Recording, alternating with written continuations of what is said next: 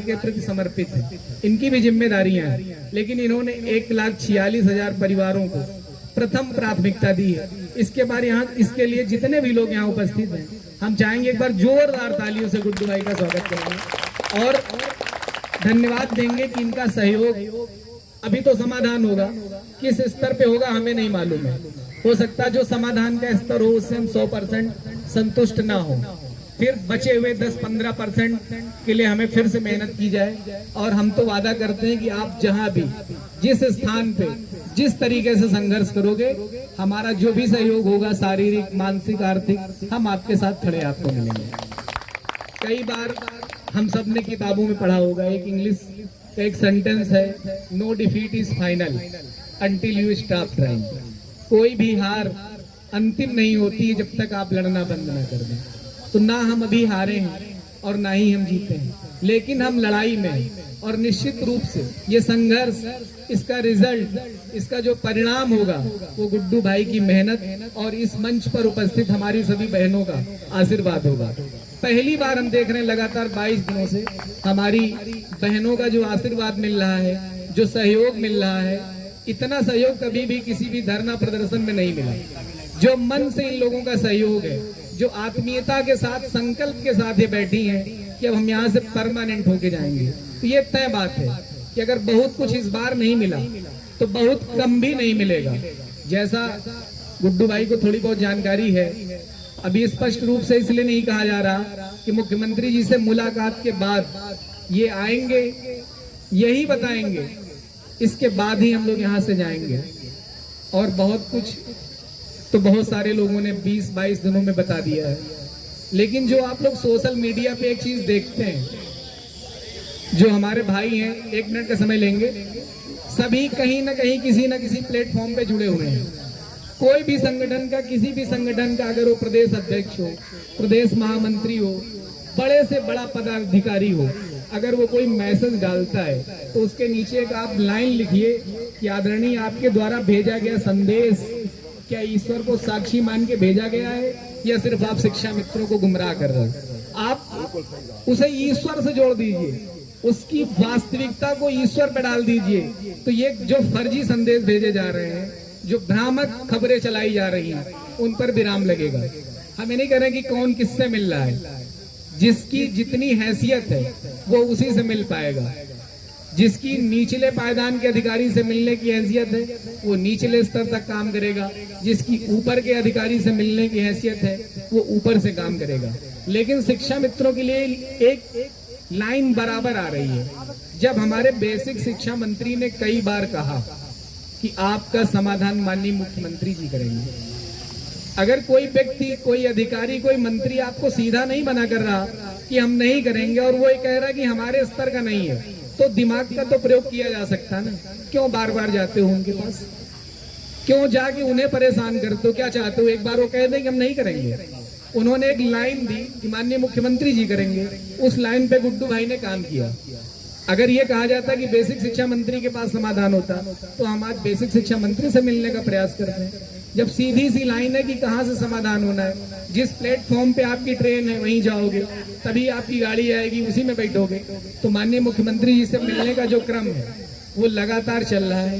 प्रयास यहाँ से इसलिए नहीं किया जा रहा कि हमें मुख्यमंत्री जी से मिलवा दो।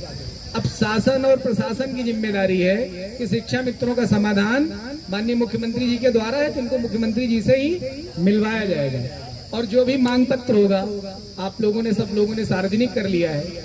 अभी गुड्डू भाई ने 3 नाम दिए, वो तीनों नाम अपने आप में यूनिक हैं, नाम में कोई परिवर्तन की आवश्यकता नहीं है। तीनों जिम्मेदार लोग हैं और हमें लग रहा है कि इन 3 नामों से बेहतर हम लोग अपनी बात नहीं रख पाएंगे, क्योंकि जो एक अनुभव होता है, जो प्रतिदिन का एक एक्सपीरियंस होता है, जो टंग ट्विस्टर वर्ड हो जाते हैं लगातार बोलते बोलते, जो भाव इनके हम लोगों को संबोधित करते समय होते हैं ना, उससे कहीं ज्यादा मुख्यमंत्री के सामने होंगे। हो सकता सिर्फ आंख में आंसू हो, शब्दावली ही ना हो, लिखा हुआ वहां सामने होगा। तो मैं एक और बात आपसे कहूंगा कि जो लिखा हुआ हो, लिखा हुआ बहुत कम हो, वहां पर बहुत कम संक्षिप्त रूप से लिख के जाइएगा, लेकिन शब्द कम हो और उससे फायदा ज्यादा हो। इस तरीके की ड्राफ्टिंग करके आप पहुंचिएगा और हमें उम्मीद है कि आपने बेहतर प्लान सोचा होगा, बनाया होगा, क्योंकि जो संघर्ष कर रहा होता है, जब व्यक्ति दिल से समाधान चाह रहा होता है, जिसके मन में नेतागिरी नहीं होती है, जिसके मन में कोई कॉन्स्पिरेसी नहीं होती है, जो सिर्फ हित चाह रहा होता है, वो अपनी पूरी आत्मा लगा देता है। जब किसी भी काम में आत्मा लगती है तो निश्चित रूप से ईश्वर का आशीर्वाद मिलता है। बहुत सारी समस्याएं आती हैं, मैं व्यक्तिगत बात नहीं करना चाहता हूँ, मेरे जीवन में तो बहुत सारी समस्याएं आई हैं, लेकिन हमने कभी उन सारी चीजों को महसूस नहीं होने दिया।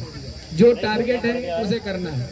हम हमेशा जब भी कोई मैसेज डालते हैं, किसी का भी मैसेज हो, अगर वो मुझे लगता है ये गलत है तो मैं उस पर तुरंत काउंटर करता हूँ। कल एक मैसेज माननीय उप मुख्यमंत्री जी की मुलाकात का डाला गया, मैंने उस पर तत्काल लिखा कि ईश्वर को साक्षी मान के बताओ कि फाइल कहाँ है, मानदेय कितने हजार होना चाहिए। आप कल्पना में क्यों लिख रहे हो कि सब हो गया? कुछ भी नहीं हुआ। कल शाम तक या आज तक आपका भी कुछ भी नहीं हुआ है। अब जब भी होगा मुख्यमंत्री जी से मुलाकात के बाद होगा।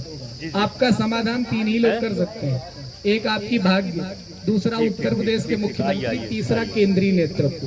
तीनों गुड्डू भाई के साथ हैं। 22 दिन तक यहाँ बैठना ये भाग्य का खेल है, आसान नहीं है कि हमको आपको लग रहा है कि हम धरना कर लेंगे।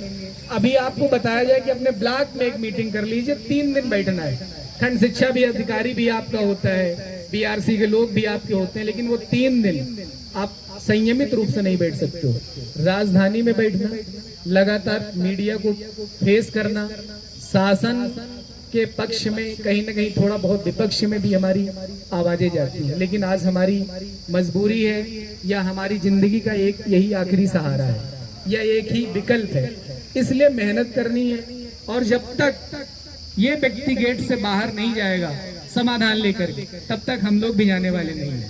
और मैं गुड्डू भाई से वादा करता हूँ, ये तय बात है कि आप निश्चित सफल होंगे।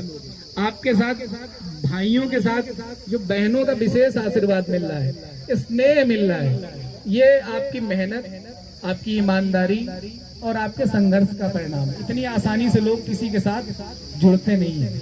अब तो एक घर में भी रह कर के भी लोग नहीं जुड़ पा रहे हैं, तो आप तो प्रदेश को जोड़ के चल रहे हैं। बहुत बड़ा प्रदेश है, दूरियां बहुत है। हमें लगता है ललितपुर से जब कोई आता है ना, तो उससे पूछो कैसे बैग पैक करता होगा, किस तरीके से अपनी घर की व्यवस्था को किनारे करके निकलता होगा। एक शिक्षा मित्र जब 2 दिन के लिए कहीं जाता है तो उसका परिवार 4 दिन के लिए डिस्टर्ब होता है। पता चला छोटे बच्चे को स्कूल भेजना है या किसी महिला के पति को सुबह 7 बजे प्राइवेट जॉब में जाना है, वो नहीं खाना बना पाता है, सास से उसकी अनबन है, अधिकांश हो जाता है कि नहीं पट रही है या देवरानी साथ में सहयोग नहीं कर रही है, वो खाने की भी चिंता होती है। लेकिन एक उम्मीद है कि एक बार अगर मान सम्मान आ गया ना, तो जो आज परिवार कष्ट उठा रहा है उस परिवार के लिए हम कुछ बेहतर कर सकेंगे। तो इन्हीं शब्दों के साथ मैं ईश्वर से प्रार्थना करता हूँ, परमपिता भगवान शिव से प्रार्थना करता हूँ, भगवान हनुमान जी से प्रार्थना करता हूँ, माता सरस्वती को प्रणाम